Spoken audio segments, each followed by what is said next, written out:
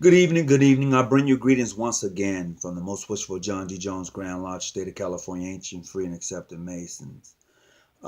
As always, I want to bid you greetings. I want to wish you and your family blessings and health. I'm going to get right into this. And the title of this particular video is We Will Never Forget. We will never forget. And you're probably wondering, well, Past Grandmaster, why would you say that? Why would you say we will never forget? Well, history is interesting. It's very interesting, be it good, bad, or indifference. History is interesting. I just want to point out some things to you that was brought to my attention by Brother Debo Taylor. And I appreciate that brother. He's very astute about Freemasonry.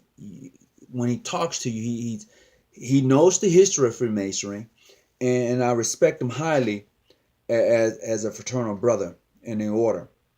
And I'm just going to point out some of the things that he brought to my attention that I was like at a wow moment.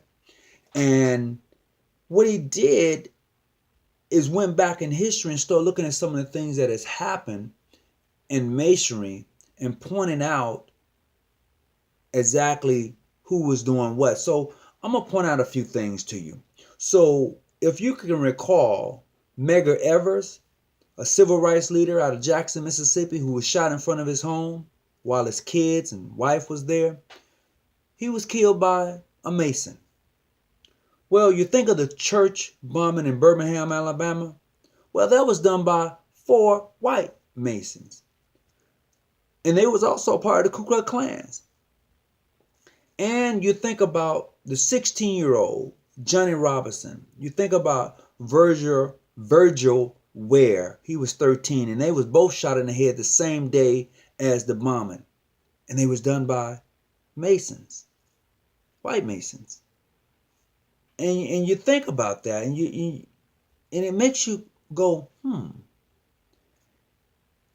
There are Masons, black Masons, who would prefer sitting in a lodge with mainstream Masons before they would their own brothers. And when I say their own brothers, I'm talking about someone who has skin tone like mine, like that Carper.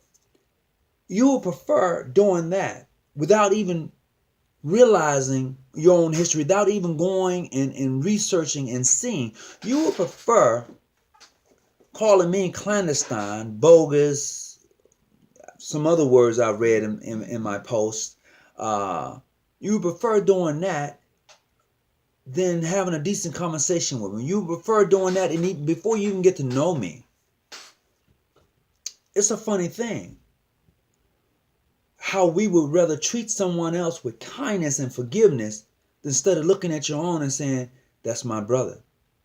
You know, whatever happened 150 years ago, I wasn't born.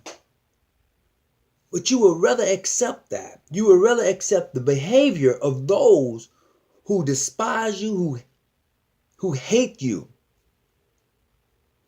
who would rather see you in jail and locked up than someone who really has your back. Now, I can't put all people in the box. I won't do that because I don't want people putting me in a box. But when I look at history and when I look at what has occurred when dealing with us and how we have been treated, it just makes me think.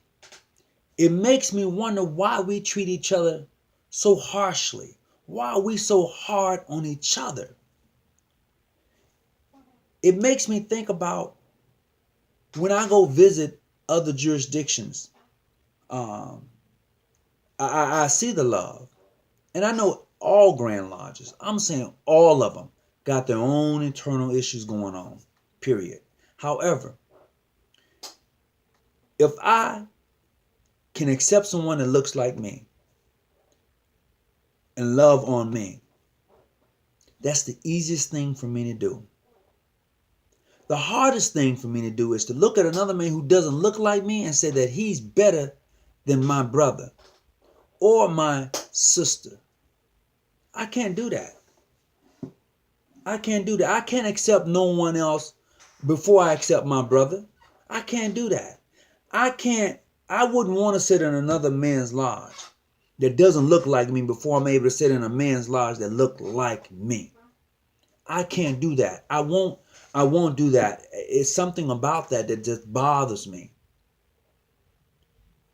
And like I said, I won't put everybody in a box, but I damn sure won't scratch when I'm not itchy and laugh when it ain't funny. I'm not going to do that. So I just want to point some things out, some things in history that makes you go, But yet you beg and you ask to sit in somebody's lodge that don't look like you when they should be begging and asking you. They should be asking you to sit in your fraternal lodge instead of the other way around. There's nothing with having your own.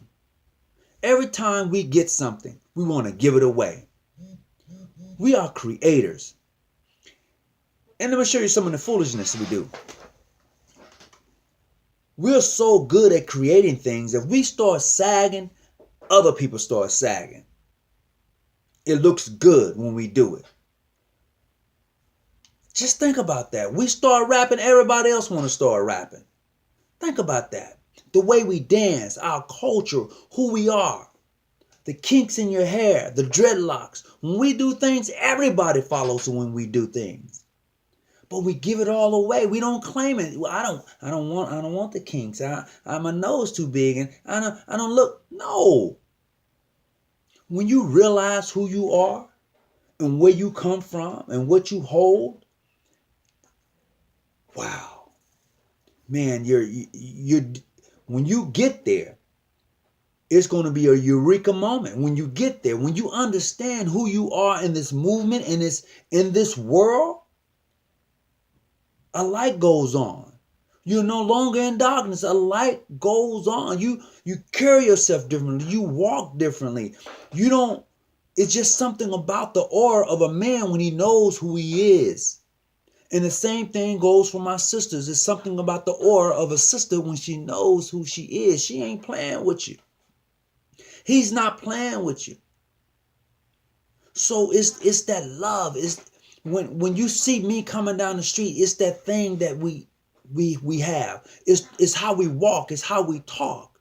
It's the grip that we give. We don't necessarily have to give that grip, but it's the handshake, bro.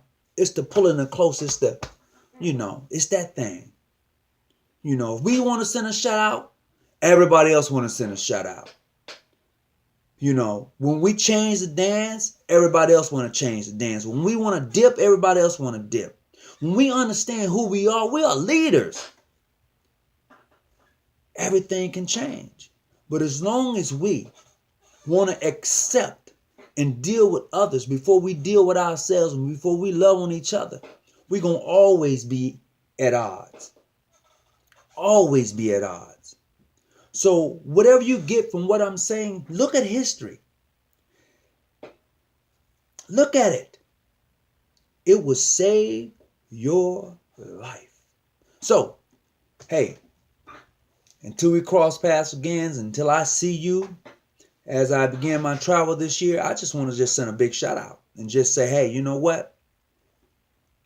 Keep your light on and stay out them bushes. Peace and be well.